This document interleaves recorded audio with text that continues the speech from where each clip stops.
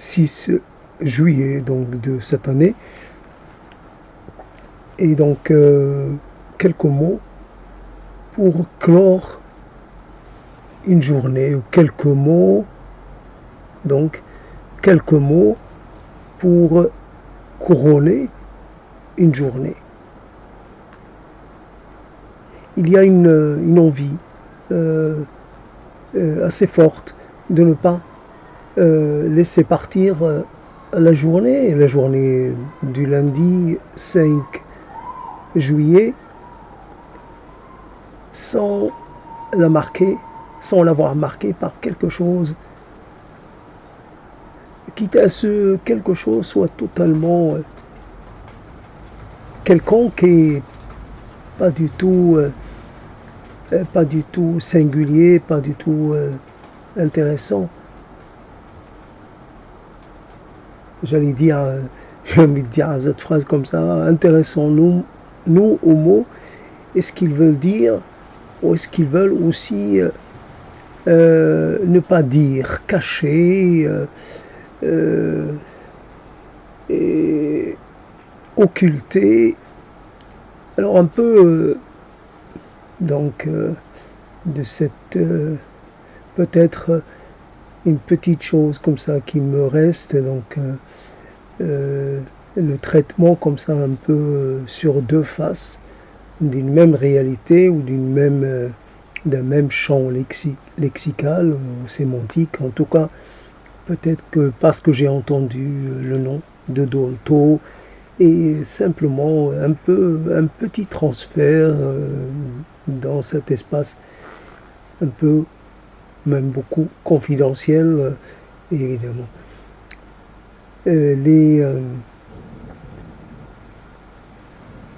Il y a un tri qui se fait de façon plus ou moins automatique. Bon, je ne sais pas à quelle vitesse ça se fait, mais ça paraît un peu assez naturel. Il y a un tri, il y a même, on pourrait dire, il y a une sélection, il y a une censure, un contrôle sur les mots, en tout cas au moins au début de la prise de parole. Après, les mots s'autonomisent un peu et on est un peu pris par la dynamique, par le tempo créé par les mots, par ce rythme, et on peut un peu déborder et se retrouver à dire des choses ou à se revendiquer de certaines choses alors qu'en fait on n'en avait pas du tout l'intention au départ. C'est quelque part un peu la bonne et la mauvaise surprise quand on fait commerce ou quand on a une relation comme ça avec les mots. Tout à l'heure, j'ai vu des gens, alors j'essaie de voir si c'est des gens locaux, des gens venus de loin, qui étaient en train de faire la chasse à la météorite dans le sud d'un pays de l'Afrique du Nord. Alors, dans un milieu, bien sûr, la météorite, c'est un objet qui peut fasciner, qui peut être d'un intérêt assez important, mais on est dans un milieu où il y a toutes sortes de pierres qui ont une histoire à raconter. Chaque pierre est détentrice d'une histoire qui obligatoirement s'inscrit dans la longue durée. Il peut y avoir des pierres qui ont des millions ou des centaines de millions d'années, il n'y a aucun problème. Donc, il y a toutes sortes de pierres plus jeunes, de pierres très vieilles, des pierres plus que vieilles. Et on vient choisir et sélectionner certains types de pierres parce que ça a plus de valeur, donc valeur monétaire ou valeur d'échange. Avec les mots, c'est un peu la même chose. On est à la recherche d'un mot, ou on est à la recherche d'une expression, alors que dans le domaine des mots, chaque mot a un intérêt. Il n'y a pas de hiérarchie, il n'y a pas de primauté d'un mot sur l'autre, il n'y a pas, on ne peut pas dire qu'un mot a plus de valeur qu'un autre. Parce que ça fait partie du même univers. Évidemment, derrière le mot, il y a une intention, il peut y avoir une intention, il peut y avoir un message, il peut y avoir l'expression d'une volonté, c'est clair. Si on rentre là-dedans, on est un peu, on va s'enfoncer. C'est juste pour rester qu'en fait, beaucoup de choses qui nous touchent sont de l'ordre des mots. Quelqu'un qui vous envoie un mot de rabaissement, un mot composé de lettres, de consonnes, comment dire, de voyelles et de consonnes, et pas spécialement plus. Il peut être plus court même que d'autres mots, et puis non, c'est un mot ordinaire, tout ce qui est de plus basique, et pourtant ça vous fait un effet extraordinaire. Ça vous pourrit votre vie, tout simplement. Le restant de vos jours sera marqué par comment dire, par la réception de ce mot. Un mot peut être aussi important qu'un geste ou quelque chose qui manifesterait l'intention d'oxyre une personne. Souvent, ça peut aller ensemble. Quelqu'un qui m'a tiré une balle dans le dos et qu'en même temps, j'ai cru entendre ça l'arabe quelque part. L'intention de tuer, mais en même temps de marquer, de proclamer le message pour lequel expliquer pourquoi l'on tue. On tue le sale arabe. Pas l'arabe, pourrait dire tuer l'arabe tout simplement. Pourquoi tuer le sale arabe? Donc il y a une volonté de double volonté, voire triple volonté d'atteindre l'intégrité. Donc, ce mot de sale, cette apostrophe ou cette interpellation sale arabe, ces deux mots, pourrait aussi les remplacer par sale juif, sale boche, sale nègre, sale vietnamien, sale chinois. On peut toujours un peu remplacer, il n'y a pas de problème, au sale paysan, au sale pecno, au sale n'importe quoi. De toute façon, la victime ou la personne comme ça, maltraitée comme ça, elle peut changer. Il n'y a pas une personne qui aura pour l'éternité ce rôle-là et à tenir à remplir cette fonction-là.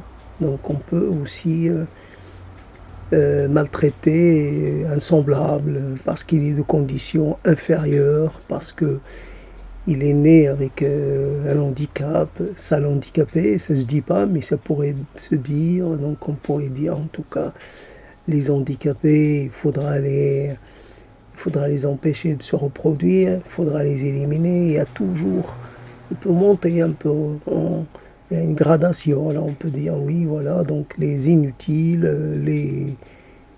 les malpropres, les extérieurs, les halogènes, il va falloir les handicapés, les déviants et machin, tout ça, il va falloir en finir, il va leur falloir une ou plusieurs solutions finale, donc une solution adaptée à chaque espèce de population ONI et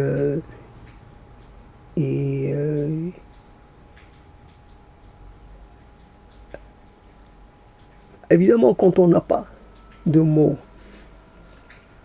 on n'a rien à dire de précis. Simplement, on s'accroche à la première suggestion, auto-suggestion venue. Et cela est un peu de l'ordre de la tricherie, de l'ordre de la facilité. Mais quelque part, on a du mal à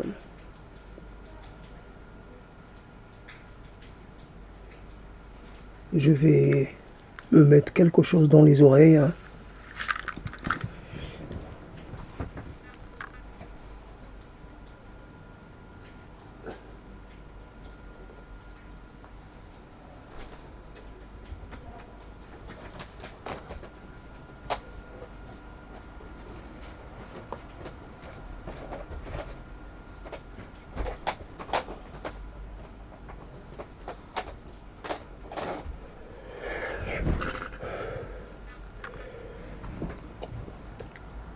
Donc il faut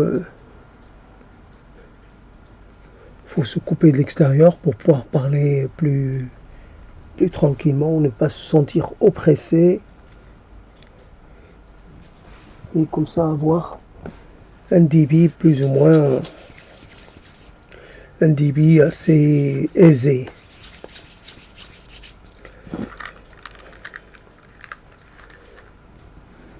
Couronner une journée, laisser passer une journée en la regrettant, je peux pas dire tu t'en vas ma journée, je te souhaite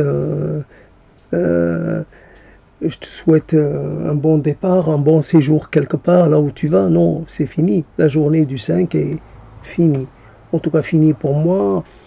Il est possible que ça ne se reproduise pas, que je ne connaisse pas d'autres 5 juillet plutôt.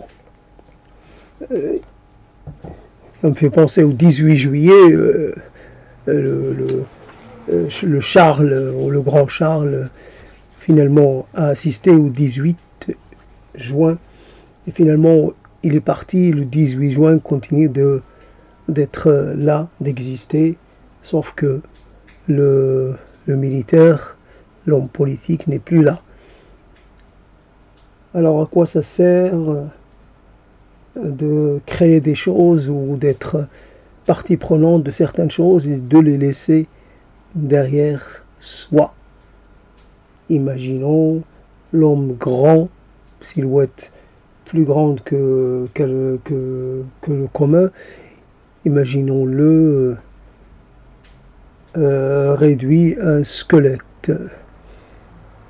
Évidemment un squelette muet, lui qui a beaucoup parlé, squelette muet, un squelette qui peut attirer un peu, qui peut susciter un peu de la forme d'effarement, oui. Alors comment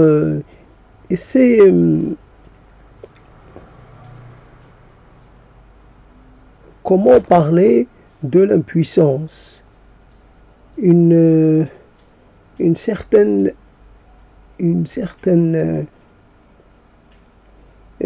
comment dire, un certain degré ou une certaine variété d'impuissance.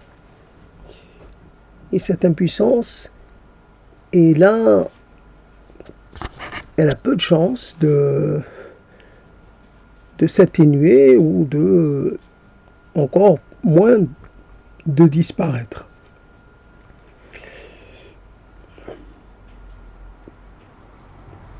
Il y a un procès qui est continuel, qui se prolonge, le procès de soi et des choix qu'on n'a pas faits. À la rigueur, on pourrait dire les mauvais choix qu'on aurait fait, mais là, il y a des gens qui n'ont pas fait de choix, qui sont restés là à attendre et qui ont hésité. Donc, ils sont restés dans une position d'attente, euh, une position presque. En fait, ils n'ont pris aucune décision, euh, ils n'ont choisi aucun avenir. Euh,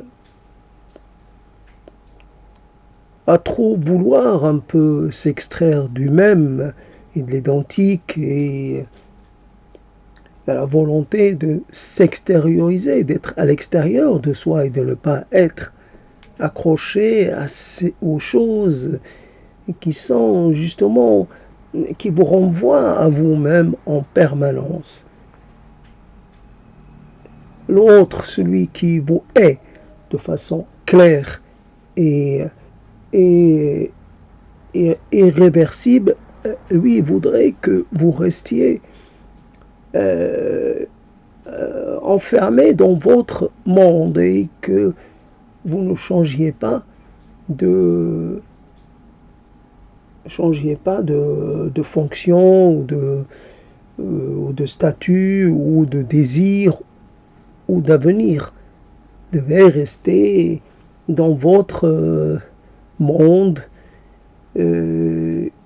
préoccupé des choses qui sont liées à votre euh, statut propre. Mais comme vous voulez vous inscrire en tant qu'humain, simplement humain, qui voilà, fait à son tour le difficile apprentissage de la vie en société et aussi de la compagnie de soi, ce difficile compagnonnage avec soi-même qui est extraordinairement déstabilisant et qui on est souvent mauvais conseiller pour nous-mêmes. Nous sommes nos mauvais conseillers ou conseilleurs. Nous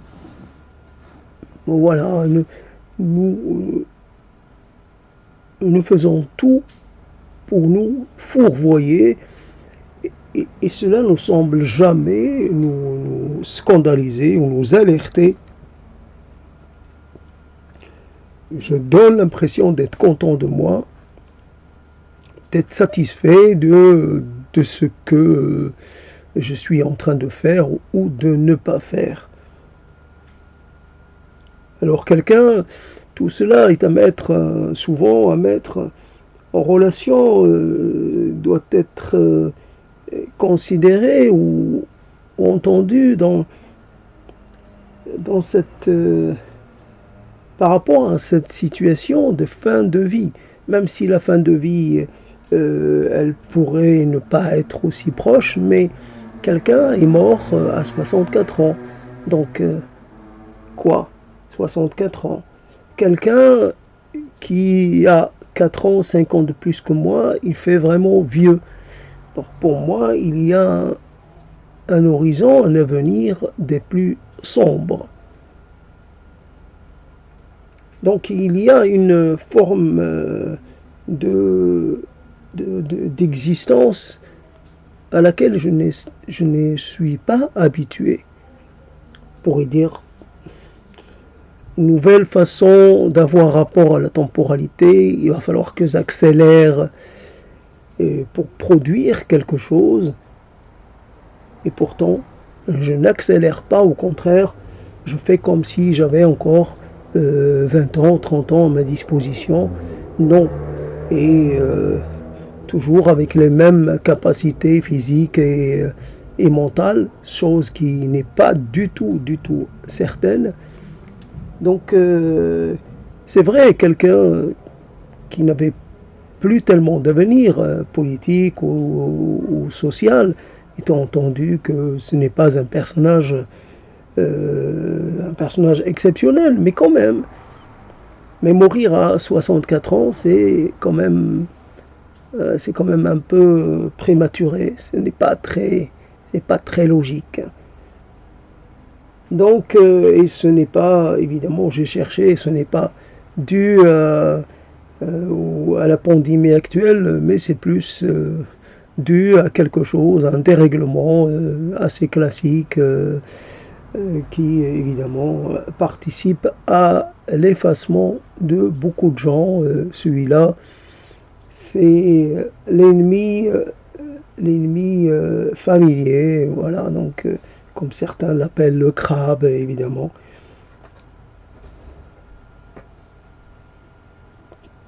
Et d'une certaine façon, nous sommes interpellés, mais en même temps, il y a comme un peu de la tristesse pour l'autre, même si c'est une petite tristesse, un peu de... quand on apprend la mort de quelqu'un, on essaie de voir l'âge qu'il avait quand il a cessé de vivre. Et ça va, 80 ans et quelques, 90, ça va. Mais 60, non. 60, non. C'est pas parce que ça annonce. La probabilité de notre mort aussi, ça réveille peut-être une angoisse. Et encore que le mot angoisse n'est pas du tout adapté. Il n'y a pas d'angoisse. Il n'y a pas l'angoisse de mourir. La mort nous semble toujours lointaine. L'angoisse, c'est plus par rapport au fait qu'on est trop, comment dire, on n'est jamais à la hauteur de nos attentes. On est largement en deçà du destin que l'on s'était imaginé, encore même ne serait-ce que 10%, 5% de ce destin, on ne réalise même pas cela. Alors après, on trouve toujours des excuses quelque part dans l'environnement, dans ceci, dans cela, dans un inconfort, voire une hostilité ambiante. Ce n'est pas vrai. J'ai toujours, tout à l'heure, j'ai été rappelé comme ça, parce que quelqu'un a fait référence à un écrivain libano-canado-franco, je ne sais pas quoi, combien d'identités il a. En tout cas, j'imagine les conflits de loyauté qu'il doit, lui, il n'a pas un double. Il n'a pas un simple conflit de loyauté, il doit y avoir un super conflit de loyauté, voilà, donc dans ses diverses appartenances, et Dieu sait qu'elles sont quand même multiples, même si elles ne sont pas vraiment opposées. Le Canada, le Liban, la France, il y a comme une communauté, mais bon. Donc, et d'entendre quelqu'un finalement manifester son admiration pour cette personne,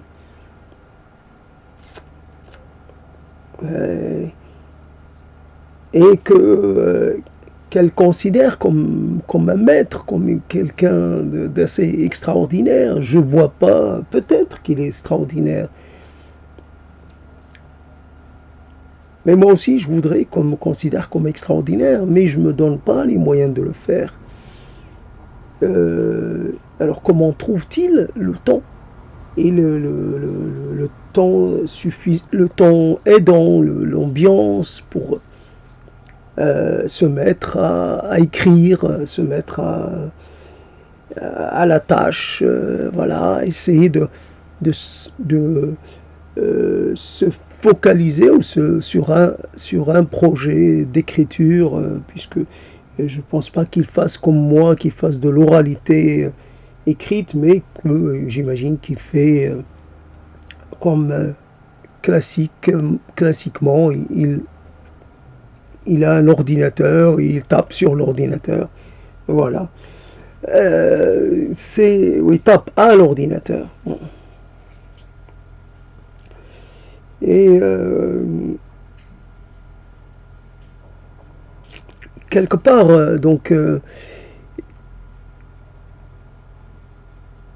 c'est vrai être enfermé à l'intérieur de soi quand on n'entend plus rien venant de l'extérieur. On, on est un peu privé d'une source d'inspiration parce qu'il peut y avoir une forme de communication, même indirecte, entre soi et le monde environnant. Voilà, on entend une voix et cette voix nous plaît ou nous déplaît et quelque part on va l'intégrer. Et comme il y a personne, je suis obligé d'écouter mon propre écho. Et il ne me dit rien, mais il ne m'inspire, il ne me transmet rien. Donc simplement, je vais rester avec les mots, simplement sans volonté de faire quoi que ce soit. Il n'y a pas de volonté de performer, il y a simplement une envie de marquer le coup, de souligner le passage et de laisser une trace par rapport au changement de jour, au changement de temps.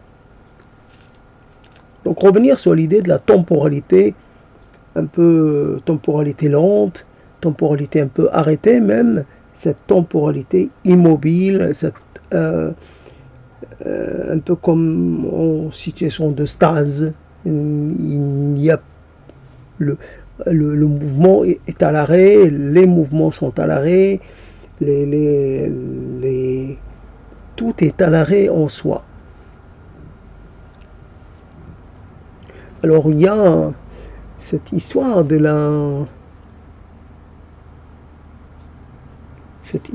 l'émotion.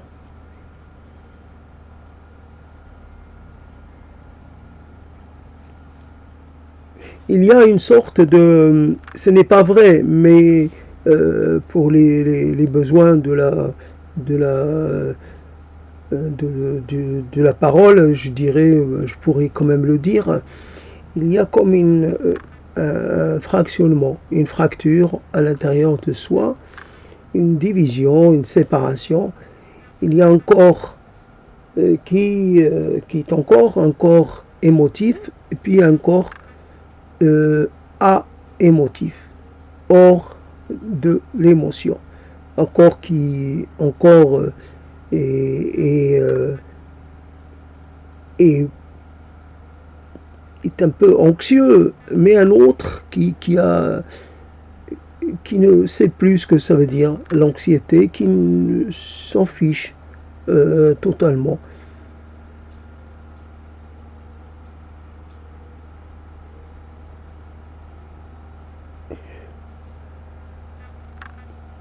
Devant une situation marquée par une forme d'impuissance absolue, il n'y a plus moyen de donner une valeur à quoi que ce soit. Aucun geste n'a plus de valeur, aucune action n'a plus de sens. Il n'y a pas de sens à ce que l'on fait, il n'y a pas de sens à ce que l'on pourrait avoir envie de faire, il n'y a plus de désir, il n'y a plus de...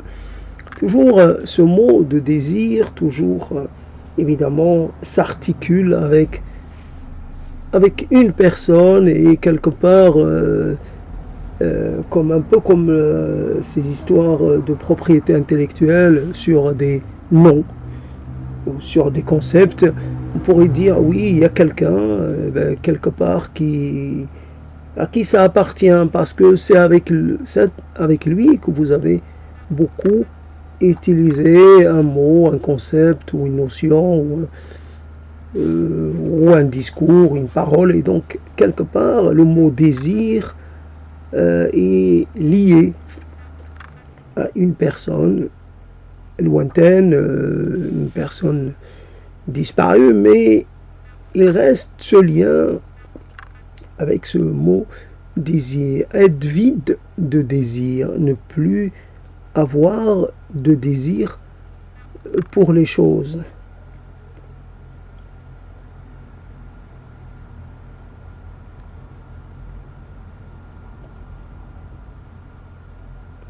En fait, ça me fait penser à cette chose dont j'ai parlé, ce mur qui présente des fissures et des assez, comment dire, des fissures qui pourraient être assez révélatrices d'un problème ou structurel, quelque chose qui pourrait mettre l'édifice à terre, faire s'écrouler l'édifice. Et donc, pour cacher ces fissures-là, on a mis de l'enduit, on a mis du ciment, et donc la fissure n'était plus visible. Ou alors on a tenté un peu de... comment dire, quand il y a du vide, le vide, il a tendance à s'amplifier. La fissure aurait tendance à s'agrandir par le jeu de force et de pression, etc. Bon, quelque part, s'il y a fissure, c'est qu'il y a à un moment donné disjonction, il y a rupture d'un lien, d'une organicité. Alors, on va en même temps cacher cette chose-là un peu horrible, mais en même temps, on va tenter peut-être de freiner ce mouvement d'écartement et de séparation. Donc l'enduit, à travers l'enduit qui est à l'intérieur de soi, cette absence de réactivité, cette absence d'émotion, cette absence de désir, c'est la chose qui est censée cacher un peu toutes les failles. Et là, le mot faille est vraiment... Là, on n'est plus dans la fissure, on est dans la faille. Alors quand il s'agit de combler une faille, donc on cache, on dissimule, on met, je sais pas, on met une tenture, on met quelque chose pour essayer de ne pas de faire disparaître la chose qui occasionne au minimum un certain désordre esthétique. Voilà.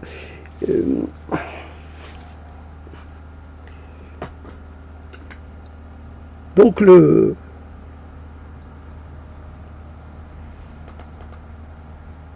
c'est toujours interroger l'échec et à quel point l'échec il tient à pas grand chose. Il tient à peu de choses. L'échec, c'est bien entendu quand vous marchez souvent dans les jungles, ou l'endroit appelé jungle. Je ne sais pas si c'est un mot dépréciatif ou pas, mais ça semble quand même un peu pas très à l'honneur, je sais pas quoi, de la formation végétale appelée jungle. Donc on doit finalement faire un chemin. Donc on doit abattre, raccourcir des plantes qui devant soi et s'ouvrir un chemin. Est-ce que le fait dans la vie, étant entendu que le chemin qu'on a ouvert, il va se refermer puisque la production végétale est assez importante, donc le vide ne reste pas longtemps, donc les clairières ou je sais pas quoi, ça doit... Et donc quelque part on va dire, pour avancer, j'ai des obstacles et j'ai quelque chose pour abattre ces obstacles. J'ai une machette mentale qui vient à bout de tout aiguiser, voilà, bien prête à l'emploi. Et donc, pour avancer, je dois trancher dans les lianes, trancher dans tout ce qui pourrait m'empêcher d'avancer normalement, qui pourrait me ralentir, voire m'accrocher, voire me blesser, voire tout cela. Et on pourrait dire, pour marcher un peu dans l'inconnu qui est devant soi, l'inconnu qui est porteur, qui peut contenir toutes sortes de sources de désagréments.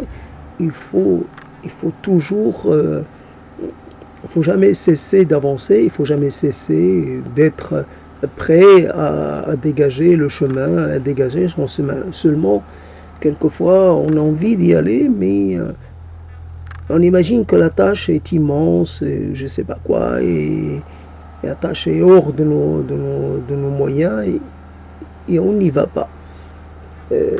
La vie, je ne sais pas comment le dire, j'ai pas réussi à bien faire avec cette analogie, mais on imagine que plus chaque geste, chaque acte permet d'avancer. Donc on ne va pas compter les actes, on ne va pas comptabiliser, on ne va pas dire tiens, le temps n'est pas important. Ce qui est important, c'est d'avancer, même si ça doit prendre beaucoup de temps. Et au bout d'un moment, on va se rendre compte qu'on a approché de cette destination. Seulement, en ce qui me concerne, rien de tout cela n'a été fait.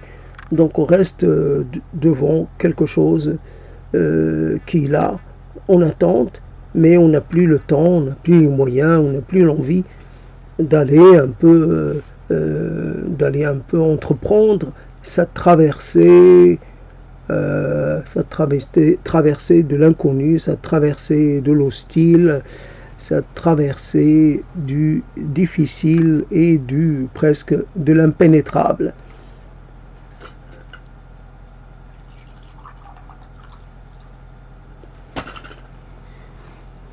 Alors, on pourrait se demander, mais de quoi on est composé? De quoi on est composé? Est-ce qu'on est composé de... Quels sont les mots qui nous composent en particulier, qui font de nous ce que nous sommes? Est-ce que si on nous posait la question, est-ce qu'on va dire, moi je suis plutôt du côté d'un mot en particulier. Je suis...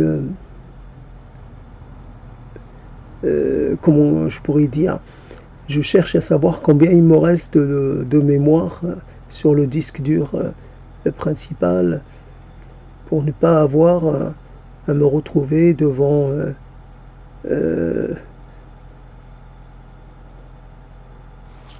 donc aïe aïe aïe, je sais pas ce qui se passe avec cette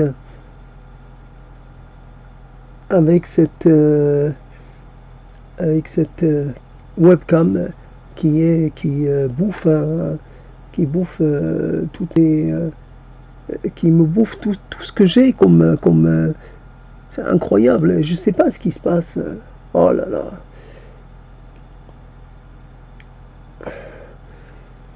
vraiment pas le choix dans cette histoire de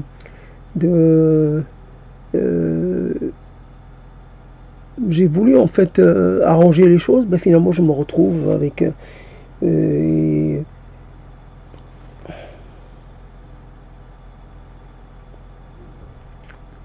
toujours les difficultés ne cessent jamais. C'est pas nouveau, donc j'essaie d'avancer, mais je ne vais pas y arriver. Et je vais arrêter cette prise de parole.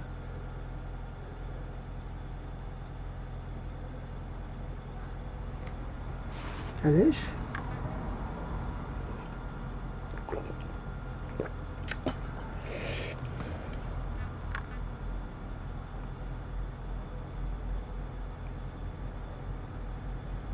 Je comprends pas.